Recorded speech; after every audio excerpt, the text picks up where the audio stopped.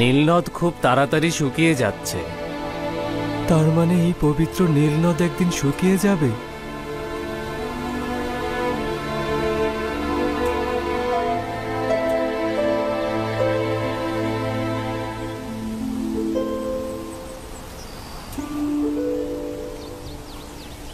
বানু, বানু, বানু, কি হলো? কি চাও? আমাদের ক্ষমা করবেন বানু, রাজমহল পুরো শূন্য, এখানে কোনো খাদ্য নেই আমার বানু। শুনলাম অভাবীদের বিনামূল্যে গম প্রদান করা হচ্ছে। আমরা কি অভাবী নই? না বানু, প্রতিনিধিগণ আদমশুমারির সময় এই বাড়ি এবং এর অধিবাসীদের অভাবী হিসেবে গণ্য করেননি, যার ফলে আমরা বিনামূল্যে গম পাবো না বানু। উপায় কি? গম মজুদের গুদামের কাছে যাও, দেখো কিছু গম পাও কিনা সেখানে।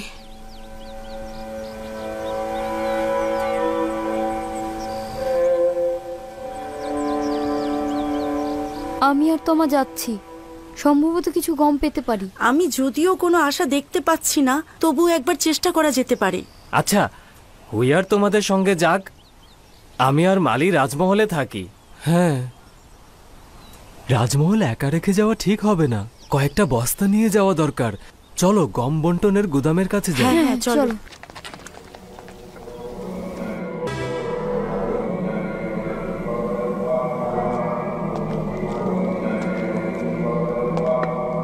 এটা আসলে স্বীকার করতেই হবে যে ইউজারশিপ অভাবী ও দুর্বলদের মন জয় করে ফেলেছে। হ্যাঁ, সে পরিস্থিতি পুরোপুরি তার নিয়ন্ত্রণে নিয়ে ফেলেছে।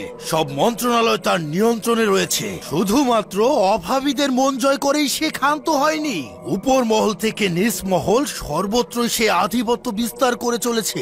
এখন সবাই তাকে খুব মান্যও করছে। এটা অত্যন্ত চিন্তার বিষয়। সে কোনরূপ ছোটখাটো পদক্ষেপ ছাড়াই এবং আমাদের সাথে কোনরূপ বিবাদে লিপ্ত না হয়েও আমাদের একেবারে কাবু করে ফেলেছে এবং অখুনাতুন আমাদেরকে একেবারে রাজমহল থেকে বিতাড়িত করেছে এবং আমাদের ইবাদতখানায় আমাদেরকেই বন্দী করেছে। এমনকি বানুতিকেও রাজমহলে নজরবন্দি করে রাখা হয়েছে। অসংখ্য সাধারণ মানুষকে ইবাদতখানা থেকে দূরে সরিয়ে ফেলা হয়েছে। আমার মনে হচ্ছে এর থেকেও ভয়ঙ্কর পরিস্থিতির মোকাবেলা করতে হবে, যা হয়তো আমরা কল্পনাও করতে পারছি না। ইউজারশিপ মিশরের মানুষকে বহু খোদা থেকে বিতাড়িত করে এক খোদার ইবাদতকারী বানিয়ে ফেলতে পারে। এটা ইবাদতখানা, খাদেম ও আমুন খোদার জন্য বড় ধরনের লজ্জা। আর এই লজ্জা তো আরো বৃদ্ধি পাবে যখন দেখবে আমাদের গুদামে গম নেই। 1 বছর যেতে না যেতেই আমাদের গুদামের সমস্ত গম শেষ। এর পরের বছরগুলোতে আমরা করবোটা কি বলতে পারেন? আমুনের ইবাদতখানার খাদেমগণ অসংখ্য নাচ নিয়ামতের মধ্যে বড় হয়েছে। তারা কখনোই ক্ষুধার জ্বালা সহ্য করতে পারবে না। তাই আমি গম কিনতে বাধ্য হচ্ছি।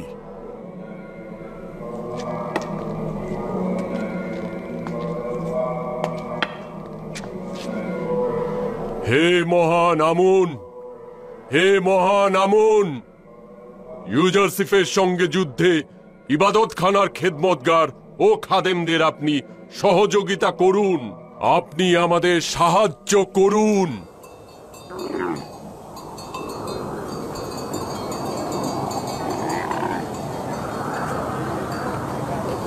প্রতি বস্তা গমের মূল্য 1 দেবন।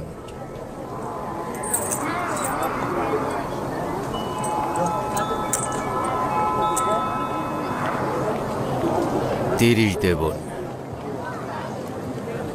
যাও ওদিকে, মেনফেলমুন 30 বস্তা। যাও, পরের জন এসো। প্রতি বস্তা গমের জন্য 3 দেবন। হ্যাঁ, 3 দেবন? 3 দেবন? 3 দেবন? সাধারণ মানুষদের থেকে নিচ্ছ 1 দেবন, আর কেউ কেউ আবার বিনামূল্যেও নিয়ে যাচ্ছে। আর ইবাদতখানার জন্য কিনা 3 দেবন?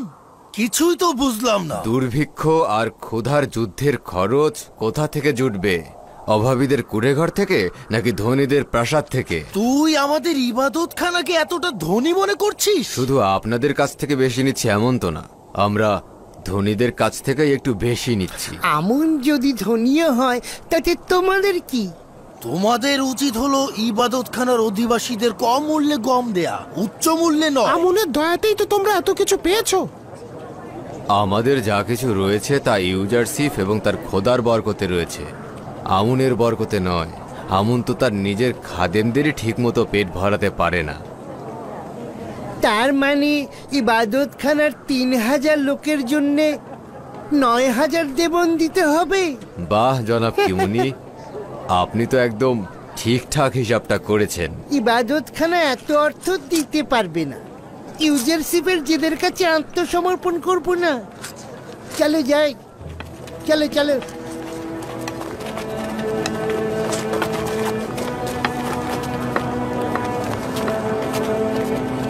পরের জন কি হলো, সামনে আসছো না কেন?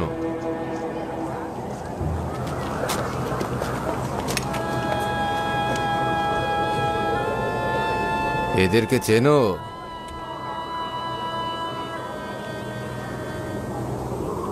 না, চিনি না।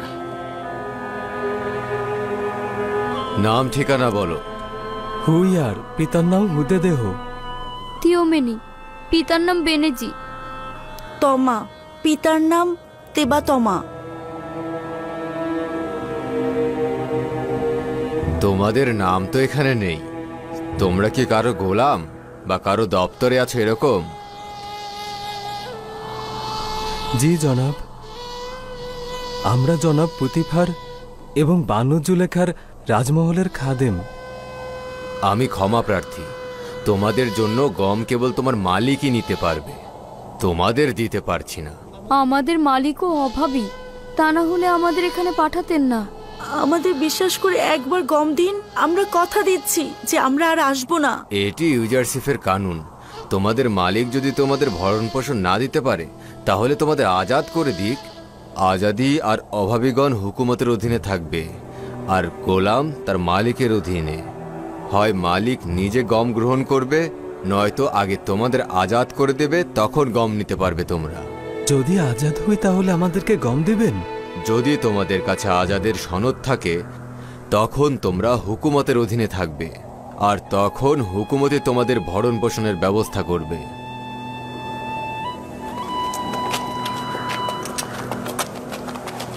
একটু দাঁড়াও, এদিকে এসো।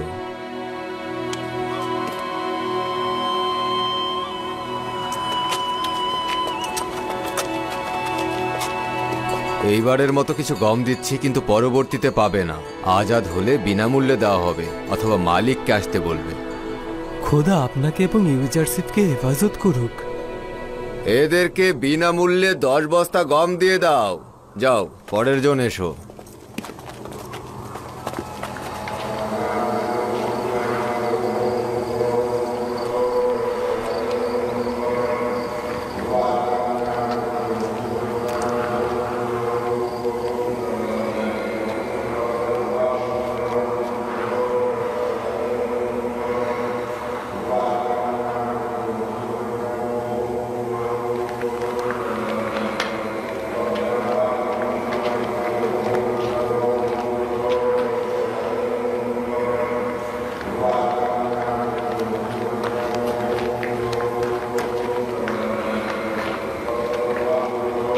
মানুষের আর আগের মতো আমুনের প্রতি জোরালো ঈমান নেই।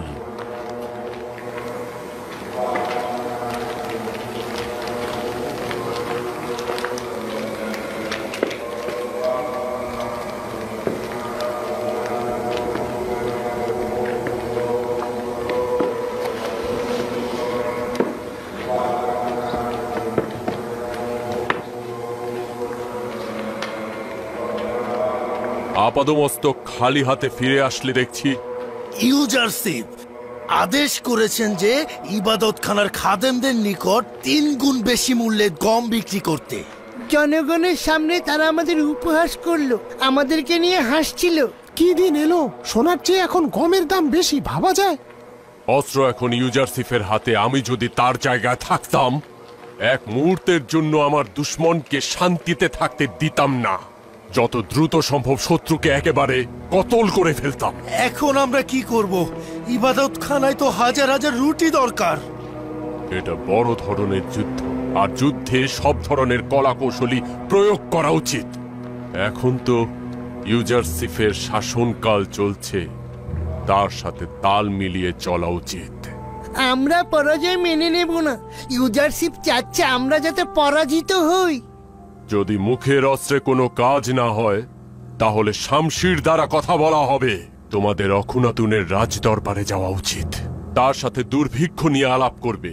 তাকে তোমরা অনুরোধ করবে যাতে করে ইবাদতখানায় গম বিনামূল্যে প্রদান করা হয় অথবা মূল্য কমিয়ে দেয়া হয়।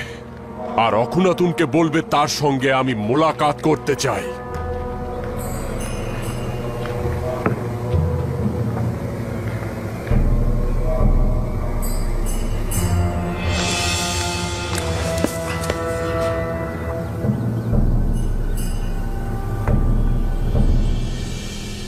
মাত্র এইটুকু? বলল গোলাম থাকা অবস্থায় গোলামদের গম দেয়া হবে না। এইটুকু দয়া করে হাদিয়া দিয়েছে। আজাদ হলে কি দেবে? ওই অবস্থায় মিশরের হুকুমত তাদের ভরণ পোষণ করাকে ওয়াজিব বলে মনে করবে। কেননা তখন তাদের অভাবী বলে গণ্য করা হবে।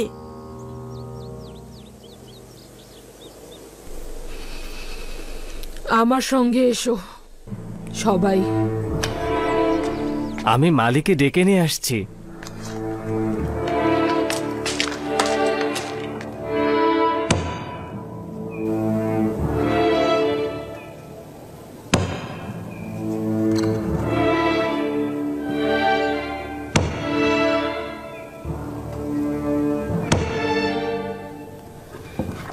এটা পুতিফারের সিলমোহর,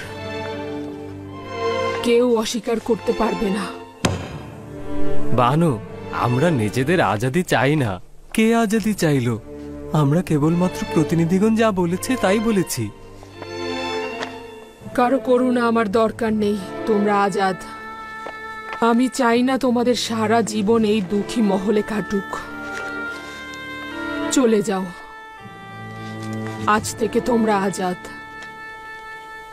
এগুলো তোমাদের আজাদির সনদ, কেউ আপত্তি করতে পারবে না, আর কেউ তোমাদের হক থেকে বঞ্চিত করতে পারবে না। চলে যাও তোমরা। কিন্তু আমরা তো আপনাকে ত্যাগ করতে চাই না বানু। আপনার আমাদের প্রতি হক রয়েছে, কিভাবে আপনাকে আমরা ত্যাগ করব? তোমাদের এটা ছাড়া কোনো উপায় নেই। এখানে থাকলে ক্ষুধায় মারা যাবে। কিন্তু আপনি একা একা কিভাবে থাকবেন? বানু, এই দুর্ভিক্ষের সময় আপনি আমাদেরকে তাড়িয়ে দেবেন না। আপনি একা একা কিভাবে থাকবেন?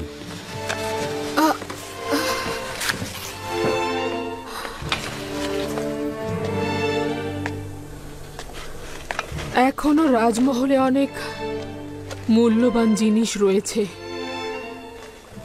সেগুলো বিক্রি করে গম কিনতে পারবো আমি। আমার গম মজুত নেই, তাতেও কোনো সমস্যা হবে না। আমাকে নিয়ে ভাবতে হবে না তোমাদের। চলে যাও।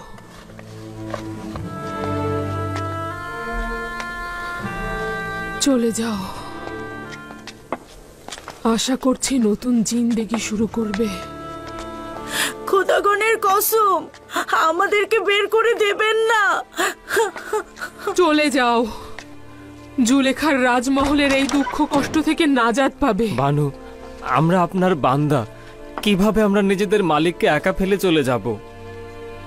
মাঝে মাঝে আমাকে স্মরণ করবে। বানু, আমরা ছোটবেলা থেকে আপনার কাছেই বড় হয়েছি। আমরা এখন কি করে আপনাকে ছেড়ে যাব? আমার দিল তোমাদের জন্য ছটফট করবে। চলে যাও। বানু, আমরা আপনার সঙ্গে এখানে অভ্যস্ত হয়ে গেছি। কোথায় যাব? শুনতে পাওনি আমি কি বলেছি? চলে যাও। বানু, আপনি একবার ভেবে দেখুন, খাদেমদের এভাবে তাড়িয়ে দেবেন না। বের হয়ে যাও বলছি। বানু, তাড়িয়ে দেবেন না। চলে যাও সবাই। বানু, বানু, বানু, আমরা এই মহল ত্যাগ করে কোথায় যাব বানু? কি করে আপনাকে একা রেখে যাব বানু? তোমাদের এখানে কোনো জায়গা নেই। চলে যাও, চলে যাও।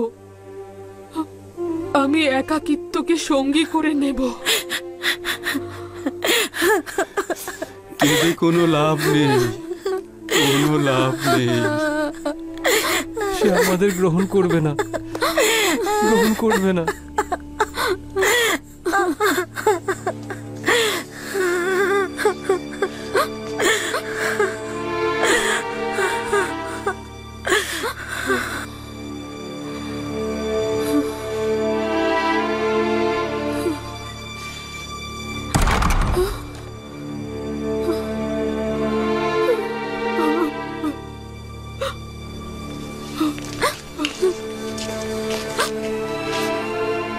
তার মানে চলে যাব? দেখলেই তো, সে আর আমাদেরকে চায় না, চায় না।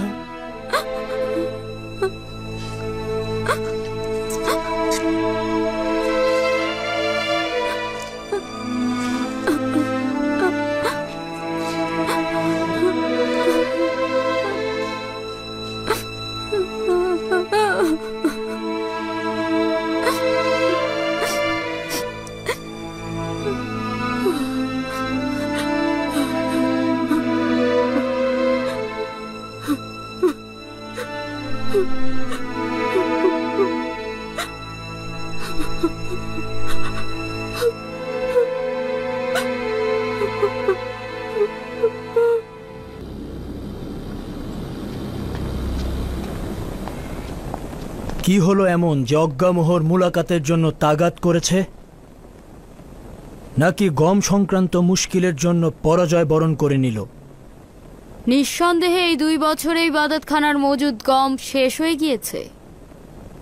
আমি ভাবছি ইউজারসিফ এখানে উপস্থিত থাকলে উত্তম হয়, নইলে আমি একাকী এই অজ্ঞামোহরকে শায়েস্তা করতে পারবো না।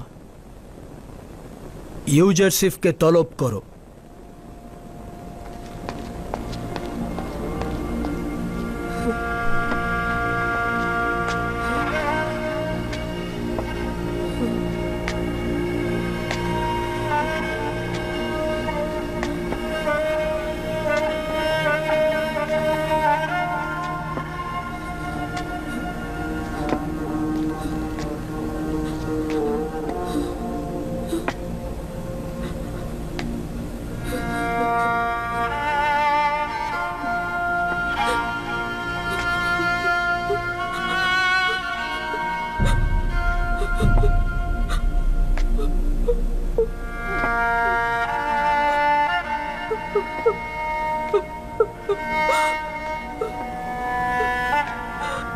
ইউজারসিফ!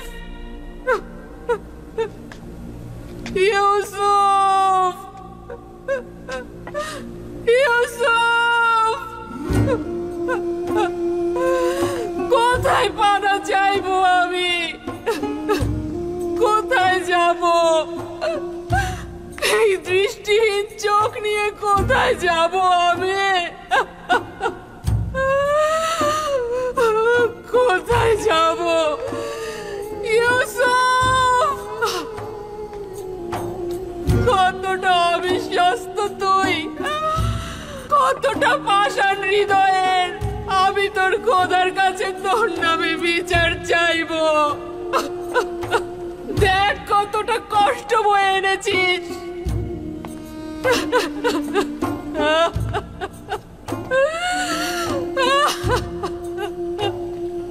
আমি এই প্রেতাত্মাদের রাজমহলে ভয় পাচ্ছি, ভয় পাচ্ছি। আমি কোথায় যাব? কার কাছে সাহায্য চাইব? এটা পুরুষত্ব নয়, এটা প্রেমিকের আচরণ নয়। একাকিত্ব আর নির্জনতা কতদিন পর্যন্ত সহ্য করব? তোর পক্ষ থেকে এই অবিশ্বস্ততা কতদিন অবিচল রইবে? আর কত কাঁদতে হবে আমাকে? তোর বিচ্ছেদ আর কত সহ্য করব? আর কত প্রতীক্ষা করব? আমার চোখ তো আর দেখছে না। কিন্তু তুমি অপরাধী না, অপরাধী না। তোর কোনো অপরাধ নেই।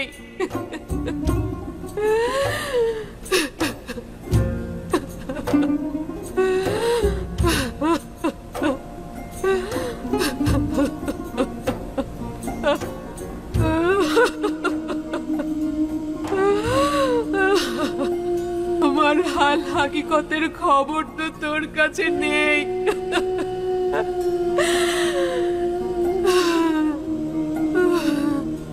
যদি জেনেও খবর না নিতি তাহলে অপরাধী হতি, কিন্তু তুই তো কিছুই জানিস না।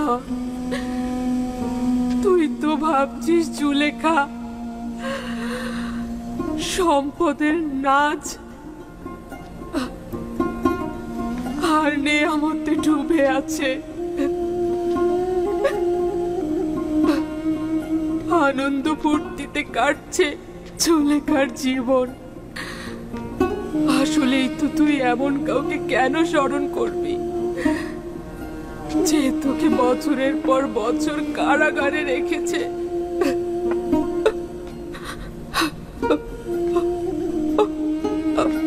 আমার জন্য এটাই তো যথেষ্ট যে তুই আমাকে শাস্তি দিসনি। আমি তোর প্রতি কৃতজ্ঞ।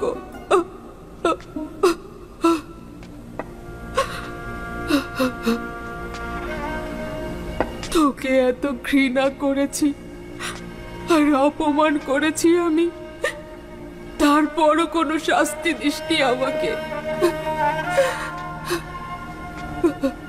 কিন্তু এর থেকে বড় শাস্তি আর কি হতে পারে? আমার শুধু এটাই চাওয়া যে সকল বিপদ হতে, সকল দুশ্মনের হাত থেকে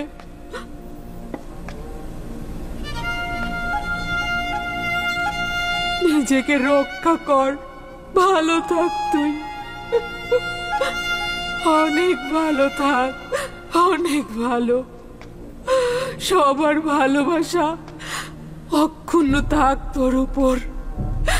জুলেখা নিরাশ হচ্ছে না, নিজেকে বিরহের অনলে অর্পণ করেছি।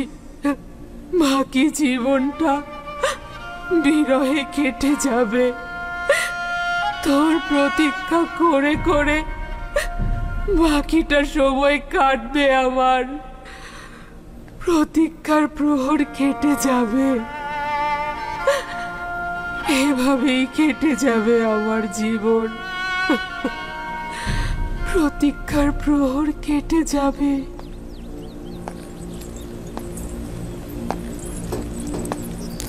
ইউসুফ, ইউসুফ, হ্যাঁ, এখানে কেন ঘুমাচ্ছেন? হঠাৎ ঘুম এসে গেল। আবারও খোয়াবে সে অসহায় বৃদ্ধ মহিলাটিকে দেখলাম। এইবারও কি তাকে চিনতে পারেননি? না, তা নয়, অনুমান করছি তাকে আমি চিনি, কিন্তু কোথায় দেখেছি তা কেন যেন আমি মনে করতে পারছি না। হয়তো তাকে চিনতাম, কিন্তু বৃদ্ধ হয়ে গেছে। সকল অভাবী ও বৃদ্ধা মহিলার খোঁজ লাগিয়ে দিন। সম্ভবত তাদের মধ্য থেকেই আপনার খোয়াবে দেখা সেই বৃদ্ধা মহিলাকে আপনি পেয়ে যেতে পারেন। তবে এটাও ঠিক, যদি কল্যাণকর হতো তাহলে তাকে আমি অবশ্যই চিনতাম, চেহারাও দেখতে পেতাম। এইরূপ অপরিচিত থাকা হেকমত ছাড়া কিছু নয়।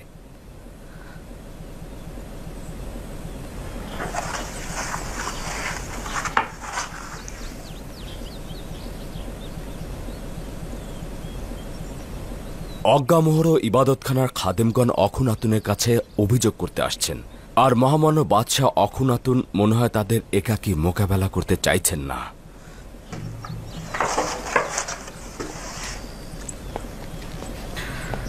আপনার উপস্থিতি একান্ত জরুরি। ঠিক বলেছ, মনে হচ্ছে ইবাদতখানার খাদেমদের সঙ্গে নতুন করে যুদ্ধ শুরু হতে যাচ্ছে। আশার কথা এই যে ইবাদতখানার গম মজুদ শেষ হয়ে গেছে।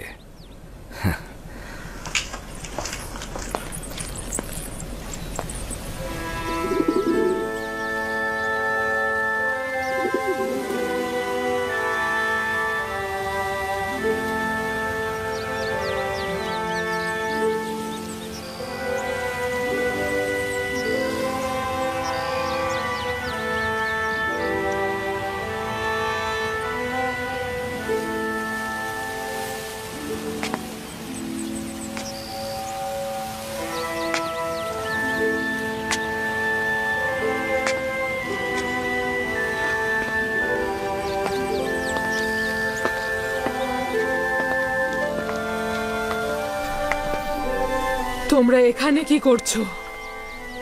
চলে যেতে বলেছিলাম না? রাজমহলে আপনাকে একা রেখে যেতে পারছি না বানু। সম্ভবত হুইয়ার সুফার আর মালি আপনার প্রতি দরদ কাটিয়ে উঠেছে, কিন্তু আমরা আপনাকে ছেড়ে যেতে পারবো না বানু। বললাম তো চলে যাও, এখান থেকে চলে যাও, আমাকে একাকী থাকতে দাও। যাও।